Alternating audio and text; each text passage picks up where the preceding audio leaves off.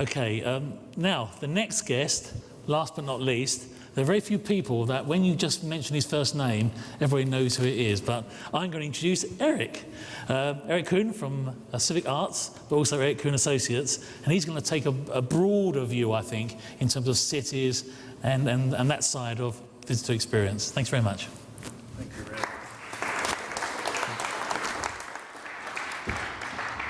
Okay, I have a film here, then we're just going to dive right into it. So, gentlemen, we can get rolling in the film. It's called 5 Cities for the Future, and what it talks about is how leisure and entertainment is now the core of everything we do around the world. And if architecture is the new diplomacy, leisure is the currency. Entertainment, which is the way we engage our citizens, is the way we treat all of our work on 5 continents. Cities of cynicism, this is actually cities of little villages, the Greek term cynicism, and began with Ebenezer Howard over 100 years ago, trying to refresh the heroic routine of everyday life by building garden cities of tomorrow. In fact, dignifying through leisure the very essence of what life and quality of life would be in the United Kingdom. When we were working on Eastern Quarry for Lend-Lease and Land Securities, 1,000 acres divided up into 6 villages, each one with its own town center. It was inspired by work by Paul Barron from 1962. Paul Barron did the diagrams that created the internet, from a centralized system like we're experiencing now with the Olympics, to decentralized with museums and visitor experiences around the country, to things that are happening in neighborhood. All the nodes overlap. But today we have a new world order called social networking. It has changed the way information flows, which means it's changed the way that storytelling is going on. It's happening instantly. And at the beginning of the planning of this, a new town for 26,000 people in an abandoned chalk quarry in Kent, next to Bluewater, which we did back in 1994, a new town center where the school, we've moved the library, the performing hall, and the art galleries into a town square that are open all day and night for everybody in the community, not sequestered. Look at this pattern of life. 140 years ago, people lived till they were 40. Leisure, if they're lucky, was once a week. Today, our leisure time is quadrupled. Our lifetime has doubled to 80 years, and it's dramatically changed the way we experience the world. On the 2nd of September in 1666, the fire of London breezed through almost 1,000 acres of downtown London. So when we were asked to get involved in the center of London, we pointed out that the results of that fire, the Georgian squares, which were built to create a place of refuge from fire, changed the map of London forever and changed the quality of experience. When the New West End Corporation came to us and said, what can we do with Oxford Region and Bond Streets?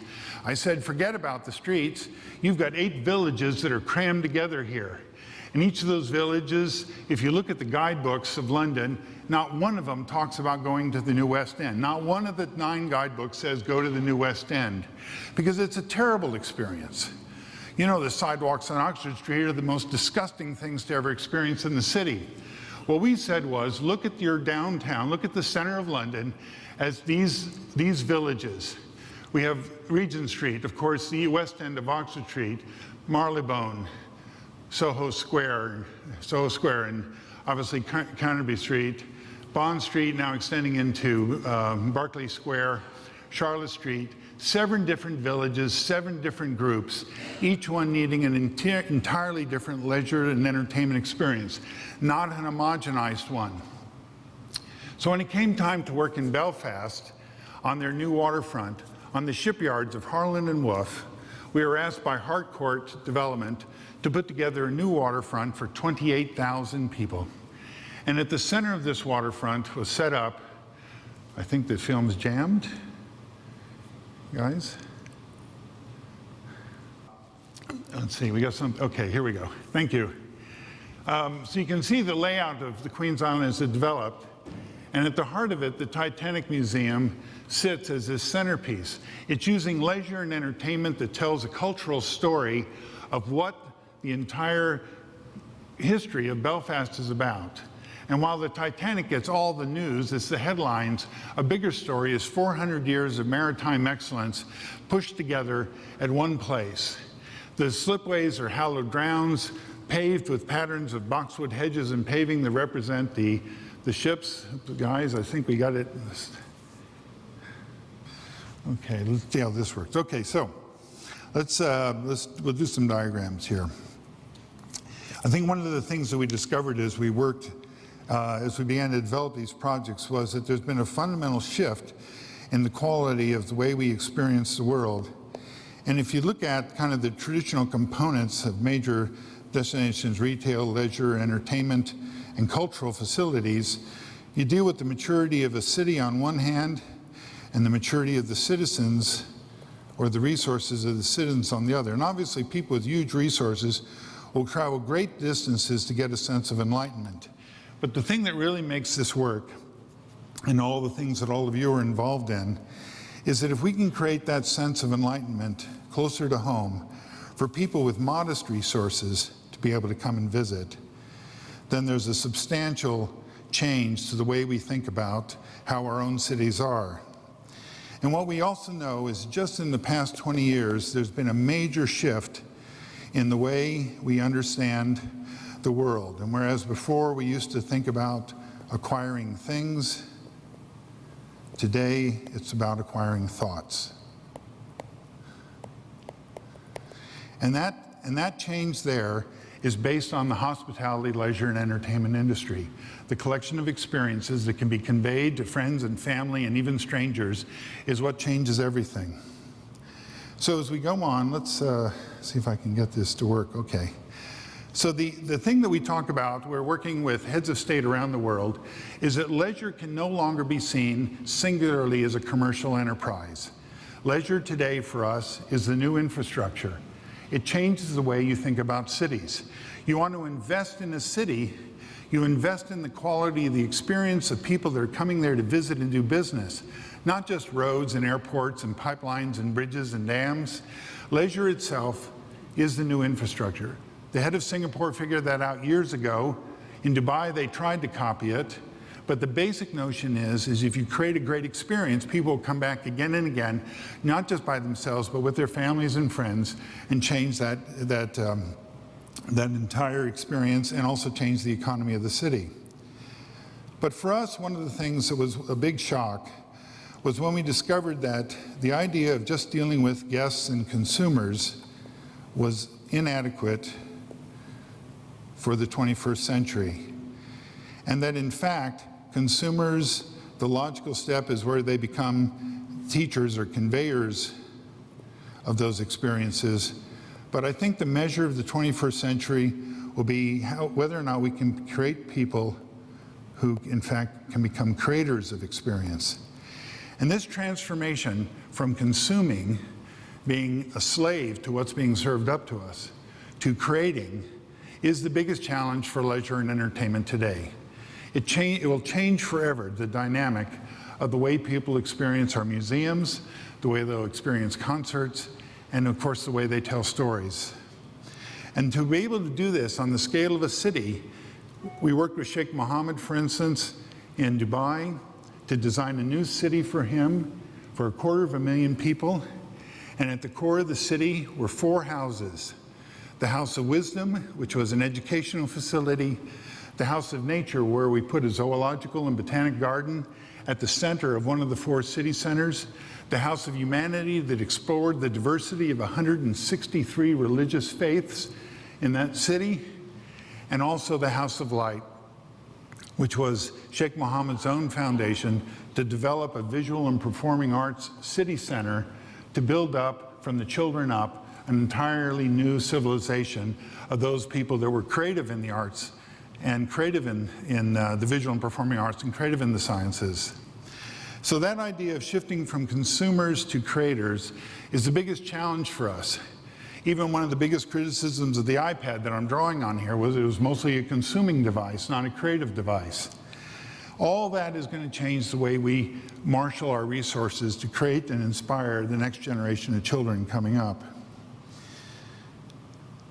Now, we are also hired by Harrah's Entertainment International who owned the 7 casinos on the Strip that you all know. Harrah's, of course, the Imperial House, Flamingo, Caesar's Palace, Barbary Coast, Bally's, and of course, Paris. And we were asked to connect all those together. So when we presented to the board, our opening commentary wasn't about their property, it was about the changing nature of leisure. And those of you probably all know this term, eudaimonia. Are you all familiar with that?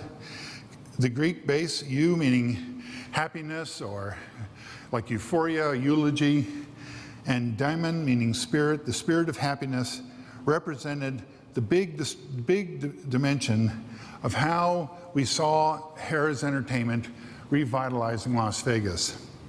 Of course, what they had done was they had found a way to take the 7 deadly sins, right, and convert each one into a business plan. And yet, 5 years ago now, for the first time in Las Vegas's history, those people that were spending time in Las Vegas were leaving saying they felt unfulfilled. Can you imagine that? They were actually saying that at the airport, right? Exit interviews, right?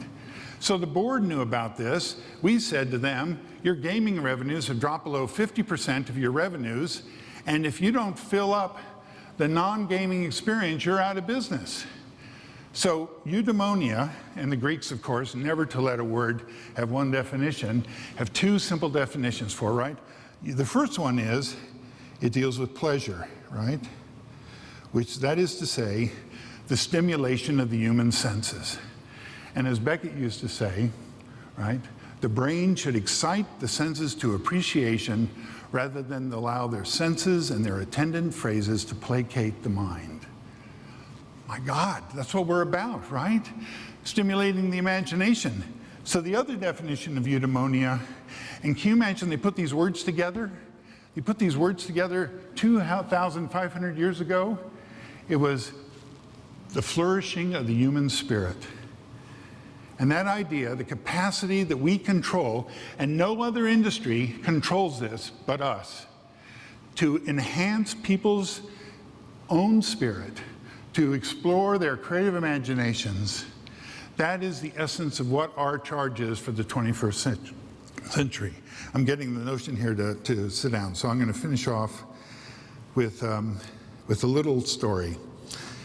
Imagine 1832. A robust figure of a man is standing at a window overlooking the Seine in Paris across at Notre Dame. In his left hand, a manuscript, and he is busy making the final edits on that manuscript, right? Looks out at the cathedral about which he is writing, back to the manuscript, back and forth, his fingers covered with ink and blood, and just then he starts shaking. He looks at the cathedral, at the manuscript falls to the floor, and at that moment, he bends over and in my broken French says, "Cessez tuer cela," literally, "This will kill that." And at that moment, Victor Hugo grabs his desk, slams it against the wall where the window is, sits down and inserts a chapter into that book which we can read today called "This Will Kill That." And he writes about how the storytelling quality of cities and buildings and architecture is being lost by the printed word. That the carved altar screens, the stained glass windows, the mosaics, the limestone sculptures at the entry portals all represented a civilization that believed so much in its own faith and its own parables and its need to tell the stories to an illiterate but not ignorant congregation and citizenry is being lost by modern times. Our job, better than any other industry there is to restore the storytelling quality, not just of our displays or our museums, but our cities.